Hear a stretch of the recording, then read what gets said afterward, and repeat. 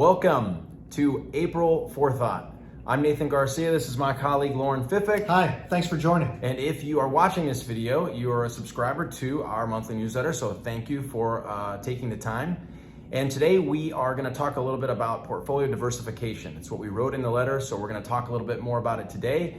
And diversification basically means not everything in your portfolio moves in the same direction at the same time. So diversification through owning different type of equities, small, medium, and large companies, owning companies in the US, companies abroad, and then also diversification in terms of not owning maybe all stocks and owning some fixed income in your portfolio. Now, we realize that there are some folks watching this that do own probably almost all equities or stocks in their portfolio, and that's probably appropriate. Yeah, if those people are trying to accumulate and maximize growth, that could be the right asset mix for them, as long as they follow the diversification rules and equities that you just talked about. Yeah, absolutely. And we certainly work with many of you in that circumstance. But also, I think there's a large portion of you that probably have some portion of your assets in your portfolio that's not invested in stocks. So diversifying in terms of using some fixed income, and we're going to talk a little bit more about the importance and the role that fixed income plays in the portfolio.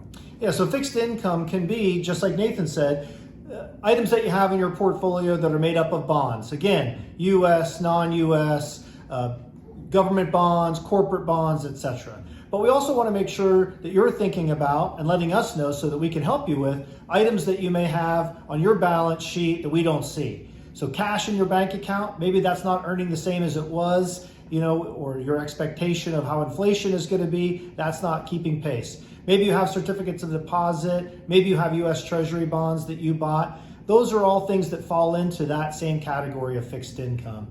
And just like Nathan said, the importance of that in your portfolio is immense. So fixed income, one, it generates an income, that's where the name comes from, to help, maybe that pays your monthly bills. Maybe that goes back into the portfolio, so as the portfolio fluctuates, that keeps it afloat. So fixed income can also work as an inverse relationship to stocks. At least it normally acts like that, even though 2022, I don't think, worked out the way we all had hoped. Yeah, so if you took, let's say a popular allocation to reference would be a 60-40 portfolio, meaning you had 60% stocks and 40% bonds in your portfolio, and you would say, okay, well, that's going to insulate me from a little risk if what I'm hearing is that these fixed income or bond instruments don't have the volatility at the same time the stocks do. But 2022 is a little bit different in that you had interest rates rise at a very, very rapid pace, unlike we've seen maybe ever. Sure. And so that rapid increase in interest rates also pushed the prices of the fixed income down. Yeah, so if we had to do the math behind it, which probably isn't my forte, Nathan should probably be talking about this, but for every 1% increase in interest rates, you multiply that times the duration or when your bond comes due, and that reduces the principal value. So if you have a 10-year treasury bond and interest rates go up 1%, if you tried to sell that 10-year treasury bond before its due date, it would be worth 10% less. So that's a lot more volatility than somebody would expect from a bond, but that does exist. So we were starting the year in 2022 with interest rates at basically zero, right? A very low yield. So when the Fed raised interest rates, that really caused bonds to decrease in value. Right, and just because that happened in 2022, we want to stress this to you and everyone who owns a diverse portfolio, it doesn't mean necessarily that's going to happen again in 2023, nor maybe again for quite some time.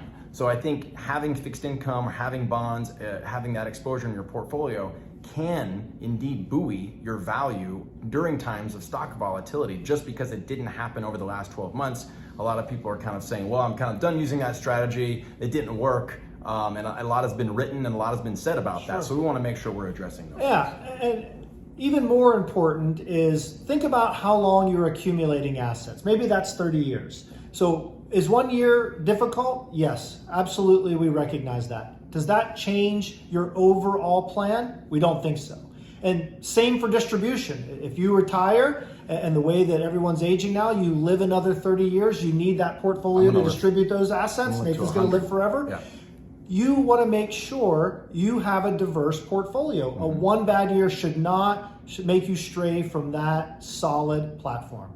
Right. So we just hope that this is information that you find useful. We we build and create content based on your feedback. So we want to hear from you about things that are important to you.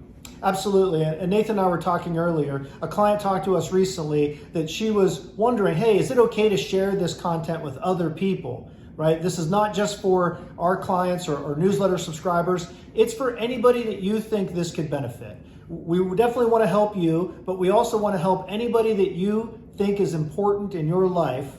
Please let us know and let them know we're here to help. That's right. Thank you. Thank you.